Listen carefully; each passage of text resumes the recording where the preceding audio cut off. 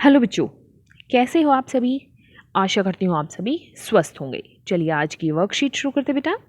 आज दिनांक है 18 अक्टूबर 2021। ऑडियो द्वारा दी गई वर्कशीट नंबर 92 हम करेंगे, जिसमें दो भाग आए हैं, 92 ए और 92 बी। तो पहले हम 92 ए करेंगे, उसके बाद 92 बी। तो दोनों वर्कशीट आपको कराई जाएंगी, बने रहिए वीडियो के अंत तक। तो चलिए हम पहले करते हैं हिंदी की कार्यपत्रिका कक्षा 3 के लिए। यहाँ साथ में आप अपना सेक्शन लिखेंगे, ए बी या सी, जो भी आपका सेक्शन है। आज हम हमारी पाठ्यपुस्तक रिमझिम में सर्दी आई कविता है, उससे आज की हमारी वर्कशीट है।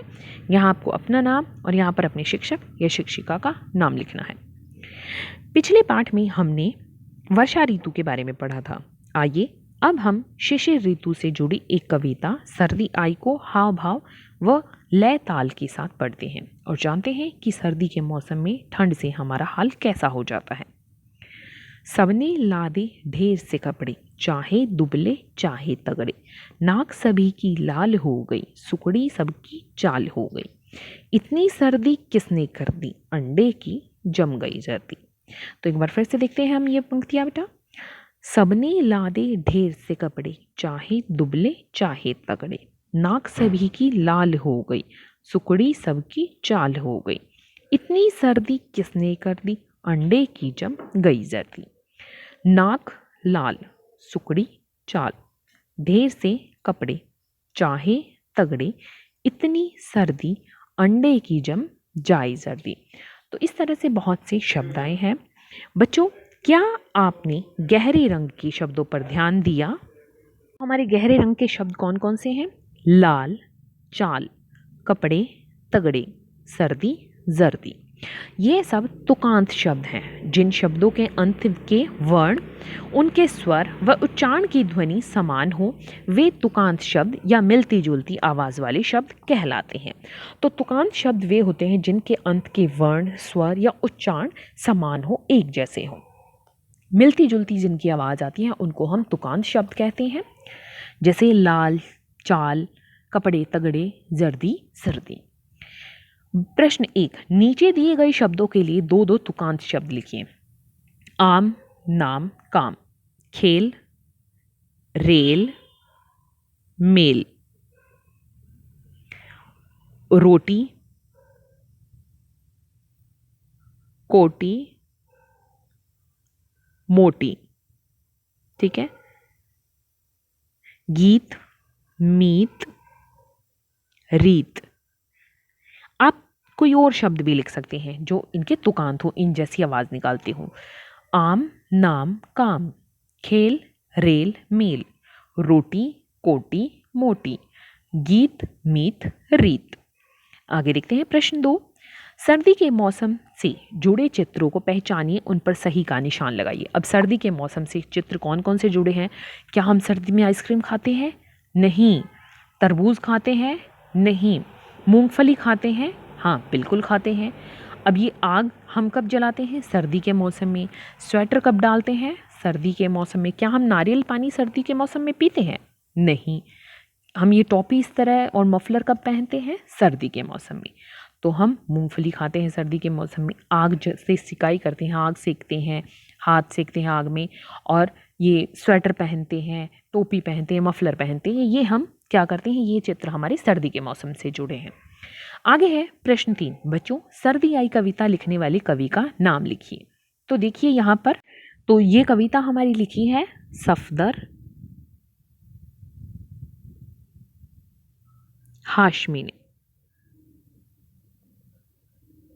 किसने लिखी है? सफदर हाशमी ने। ठीक है। आओ बातचीत करें। प्यारे बच्चों, साथ दिए गए चित्र को ध्यान से देखिए। क्या आपको क्या लगता है चित्र में दिख रहे खरगोश और गिलहरी क्या बातें कर रहे होंगे? अनुमान लगाकर उनके संवाद या बातचीत को जोर जोर से बोलिए और अपनी कॉपी में लिखिए। तो यहाँ पर ये चित्र देखो। चित्र में क्या है? हाथी के ऊपर गिलहरी बैठी है और नीचे खरगोश है। तो यहाँ पर आपस में गिलहरी और खरगोश क्या बातें कर रहे होंगे? तो दोनों सोते हुए हाथी के ऊपर खेल रहे होंगे। गिलहरी कहती है, अरे खरगोश भाई साहब मुझे पकड़ कर दिखाओ। तो खरगोश कहता है, हाँ हाँ रुको गिलहरी, मैं अभी ऊपर चढ़कर तुम्हें पकड़ देता हूँ। आप कोई और संवाद भी और बातचीत भी इनकी कर सकते हैं। अभिभावकों के लिए सुझाव, बच्चों को बताइए कि प्रत्येक ऋतु का अपना सौंदर्य और महत्व है। उनके साथ चर्चा करें कि ऋतु परिवर्तन के साथ खान पान, पहनावे व रहन सहन में क्या क्या बदलाव आ जाते हैं, कि सर्दियों में हमारा जो पहनावा होता है वो अलग होता है, गर्मियों में अलग होता है, खाने की चीज़ें भी अलग होती हैं।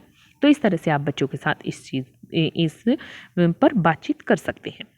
तो बच्चों, आपको कार्यपत्रिका मज़ेदार लगी ना? अब बताइए आपने क्या नया सीखा। आज का कोविड का मैसेज है, अपने हाथों को साबुन और पानी से नियमित रूप से धोएं, तभी हम कोरोना से बच सकते हैं। हिंदी की वर्कशीट यहीं पर खत्म होती है बेटा। अब देखते हैं ईवीएस की वर्कशीट। तो ये है हमारी ईवीएस की worksheet 92B। EVS worksheet class 3 के लिए। यहाँ आपको अपना नेम और यहाँ अपनी टीचर का नेम फिल करना है। प्यारे बच्चों, कई बार हम अपने आसपास आग लगने की खबर सुनते हैं, जैसे कि किसी घर में आग लगना, इमारत में आग लगना इत्यादि। आग लगना एक प्रकार की आपदा यानी डिजास्टर है, जिससे निपटने के लिए आपदा प्रबंधन यानी फायर डिजास्टर मैनेजमेंट आवश्यक है। आज हम इस कार्यपत्रिका में आग और उससे जुड़े आपदा प्रबंधन के बारे में जानेंगे। भाग 1। बच्चों, अग्नि सुरक्षा उपकरणों यानी फायर सेफ्टी टूल्स के कुछ चित्र नीचे दिए गए हैं। संकेत बॉक्स की सहायता से इन उपकरणों की पहचान करके इनके नाम अपनी कॉपी में लिखिए। तो देखो, यहाँ पर हमें यहाँ कुछ चित्र दिए गए हैं, चित्र 1, 2, 3 और 4। नीचे यहाँ संकेत बॉक्स में कुछ शब्द दिए हैं, जैसे अग्निशामक, फायर एक्सटिंग्विशर, कंबल ब्लैंकेट, दमकल गाड़ी, फायर ब्रिगेड, सैंड, रेत। तो पहला चित्र है वो है हमारा कंबल यानी ब्लैंकेट का। दूसरा चित्र है वो है हमारा दमकल गाड़ी का, फायर ब्रिगेड का। तीसरा चित्र है, ये इन बाल्टियों में, जैसे बाल्टी से दिख रही है हमें, तो इनमें रेत डाला जाता है, तो ये है सैंड यानी रेत। चौथा चित्र है हमारा अग्निशामक का यानी फायर एक्सटिंग्विशर का। कंबल ब्लैंकेट, दमकल गाड़ी फायर ब्रिगेड, सैंड रेत, अग्निशामक फायर एक्सटिंग्विशर। भाग 2। बच्चों, यदि किसी इमारत यानी बिल्डिंग में आग लग जाए तो उस समय कौन कौन सी सावधानियां बरतनी चाहिए, यह आपको नीचे चित्रों द्वारा दर्शाया गया है। संकेत बॉक्स की सहायता से इन सावधानियों को पहचान कर संबंधित उपकरणों के नाम अपनी कॉपी में लिखिए। तो यहाँ पर देखो चित्र दिए गए हैं। पहले चित्र में इमरजेंसी में 911 पर डायल किया है। यहाँ लिफ्ट के बाहर क्रॉस का निशान है, यानी लिफ्ट का प्रयोग नहीं करना। यहाँ क्या है, आग लग जाती है तो हमें एग्जिट करना चाहिए, चले जाना चाहिए, बाहर निकलना चाहिए। ये है फायर अलार्म।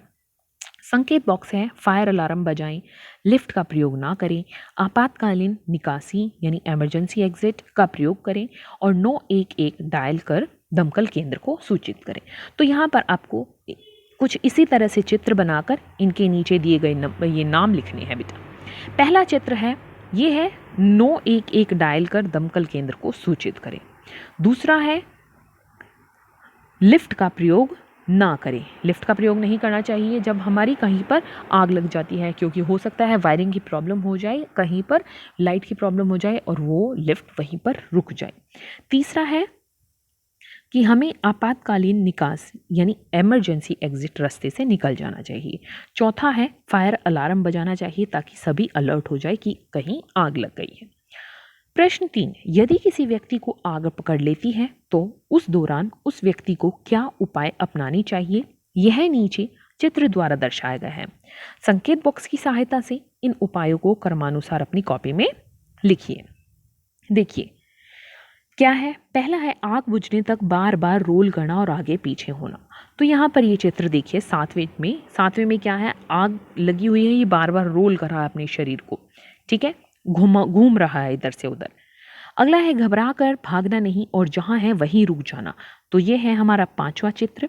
इसमें क्या है, ये आग लगी है और ये भाग रहा है, तो हमें ऐसा नहीं करना चाहिए, वहीं पर रुक जाना चाहिए और आग को बुझाने का प्रयास करना चाहिए। जमीन पर गिरकर पैरों को सीधा रखकर आंखों और मुंह को अपने हाथों से ढक लेना चाहिए। ये है हमारा 6ठा चित्र।